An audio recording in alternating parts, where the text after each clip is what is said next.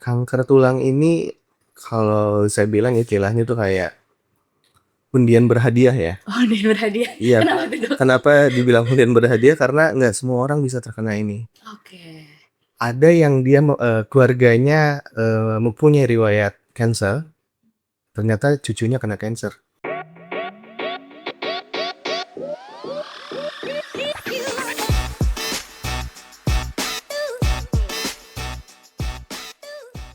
Halo Sobat Sentra, selamat datang di Sentra Stage, podcastnya Sentra Medica Hospital Cibinong.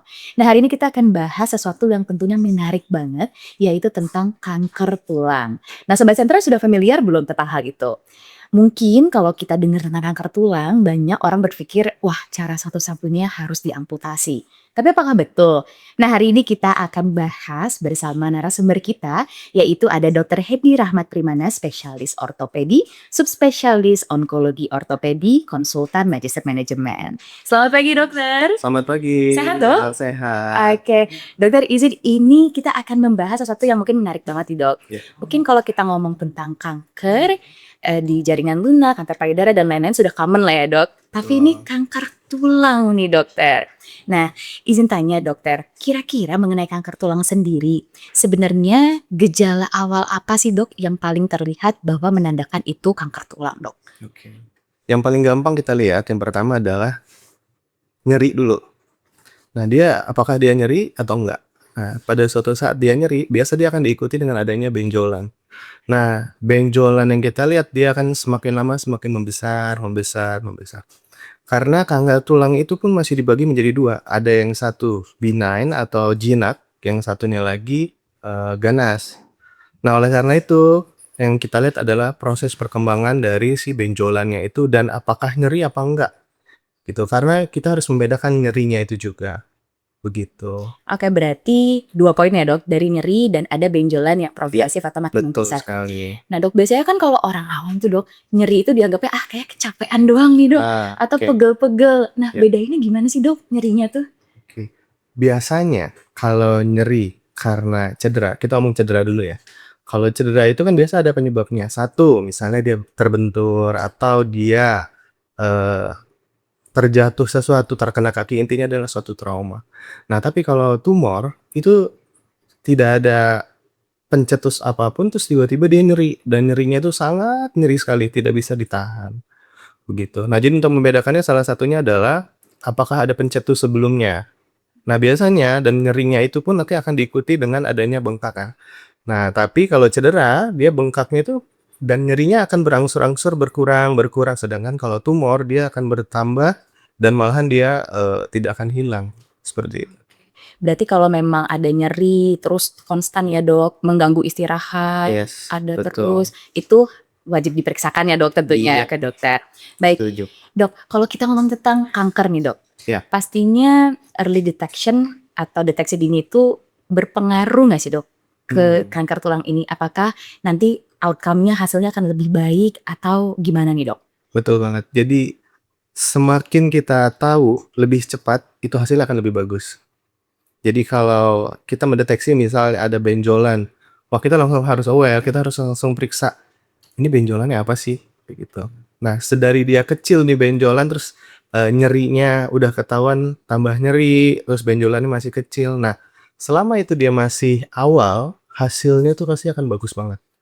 Kayak gitu. Hasil untuk tindakannya kita bisa bantu dengan hasil yang lebih maksimal. Oke, berarti memang perlu aware juga ya dok sama Iya, badan betul sendiri ya. sekali. Kalau udah ada tanda-tanda yang mungkin kok kesannya abnormal atau tidak biasa Ya. gitu ya dok, kita harus dikonsultasikan ke dokter. Betul. Nah, dok izin tanya lagi nih dok, terkait dengan kanker tulang ini. Tadi saya juga sempat mention dok, kalau misalnya orang terdeteksi kayak kanker tulang nih, aduh ini harus diambil nih, harus diamputasi nih dok. Ya. Nah emang bener dok kayak gitu? Atau sebenarnya kita punya opsi yang lain sih dok? Iya, itu pemikiran orang-orang awam semua. Wah, ini kalau sudah ada kanker pasti harus diamputasi. Nah, tapi dengan teknologi sekarang, dengan perkembangan ilmu sekarang, kita sebagai seorang ortopedi onkologi itu tidak akan langsung amputasi. Kita pasti akan usahakan gimana caranya kita harus menyelamatkan tungkai yang terkena tumor tersebut atau kanker tersebut. Nah, itu Jadi kita harus cari tahu dulu penyebabnya apa, terus sebesar apa. Nah, nanti kita selamatkan dengan nama limb salvage surgery. Jadi intinya kita menyelamatkan tungkai, bukan membuang atau mengamputasi, seperti itu. Berarti ada opsi lain ya dok, dengan limb Betul. salvage surgery tadi ya dok. Iya. Nah kira-kira nih dok, kalau pengalaman dokter nih, sebagai dokter konsultan onkologi ortopedi nih dok, berapa persen sih dok pasien-pasien dengan kanker tulang yang bisa dilakukan limb salvage surgery, atau memang sebenarnya semua case bisa dok? Bisa. Jadi gini, semua case bisa dilakukan limb salvage surgery kalau kita mendeteksi dini, gitu. Karena kalau masih awal, grade-nya masih rendah, itu angka harapan atau angka keberhasilan itu akan lebih tinggi dibandingkan kalau si tumornya sudah terlalu besar, terus sudah lama.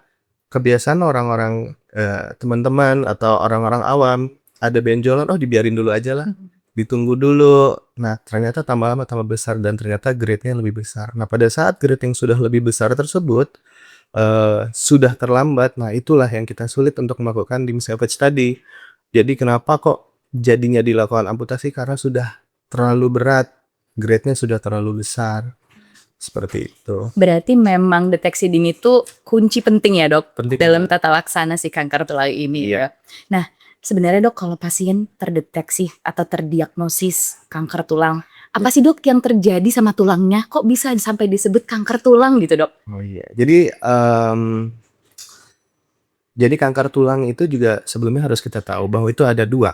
Yang pertama adalah primer, yang kedua adalah sekunder. Kalau yang primer ini, dia itu kanker tulang ya, memang dari sel-sel tulangnya itu sendiri. Jadi sel-sel tulangnya itu berubah bentuk dia menjadi lebih banyak hiperplasia, ataupun dia berubah menjadi, genetiknya berubah.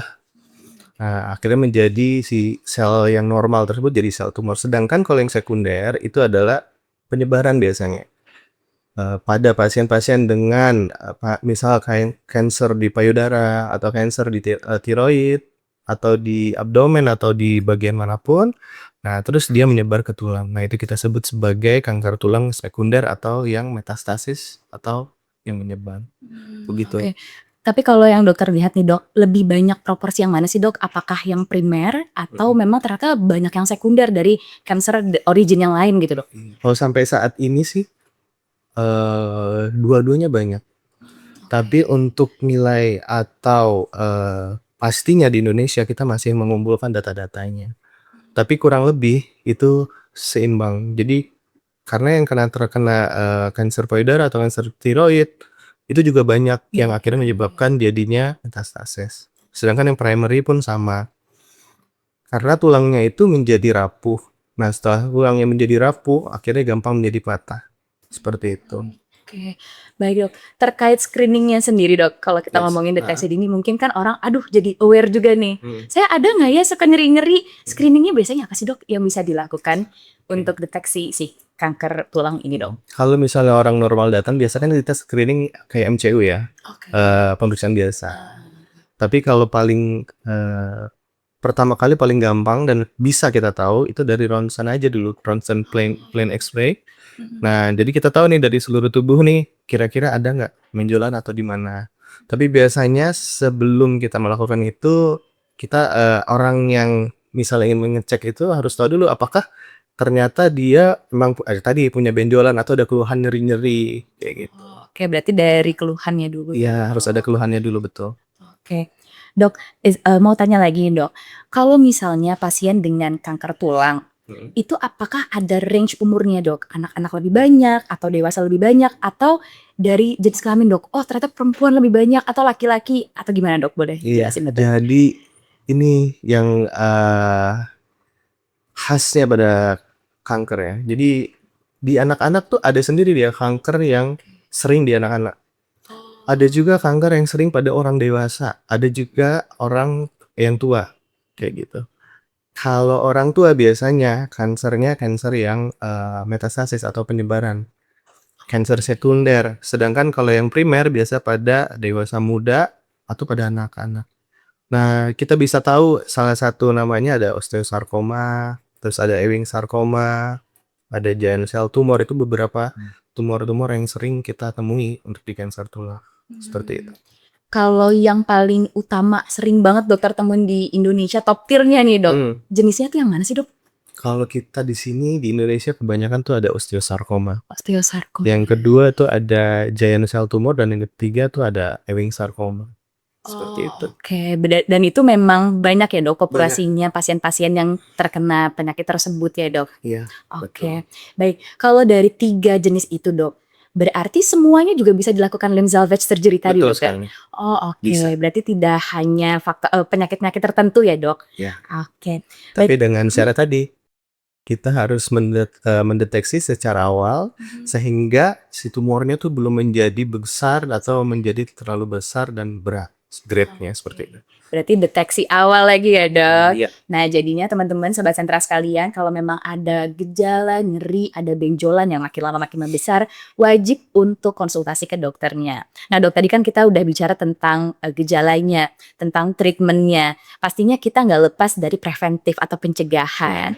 Nah kira-kira nih dok, ada nggak sih pencegahan yang kita bisa lakukan untuk menghindari si kanker tulang ini nih dok? Jadi ya, kanker tulang ini kalau saya bilang istilahnya tuh kayak undian berhadiah ya. Oh, undian berhadiah. Iya. Kenapa tuh dok? Kenapa dibilang undian berhadiah? Karena nggak semua orang bisa terkena ini. Oke. Ada yang dia keluarganya mempunyai riwayat cancer, ternyata cucunya kena cancer. Tapi ada juga yang ternyata riwayatnya kita nggak ketemu nih sampai ke atas, sampai ke buyutnya misalnya. Tapi kok yang di bawah ternyata si cucunya kok bisa kena. Kayak gitu, masa kita bilang undian berhadiah tuh itu. Nah, banyak faktor sih yang bisa menyebabkan orang terkena cancer.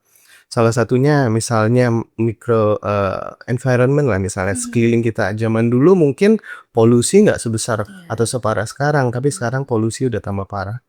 Terus kedua, jenis makanan yang dimakan. Kita sekarang udah banyak makan ultra processed food. Terus ada kayak kita makan micin lah misalnya, kita terus-menerus makan itu.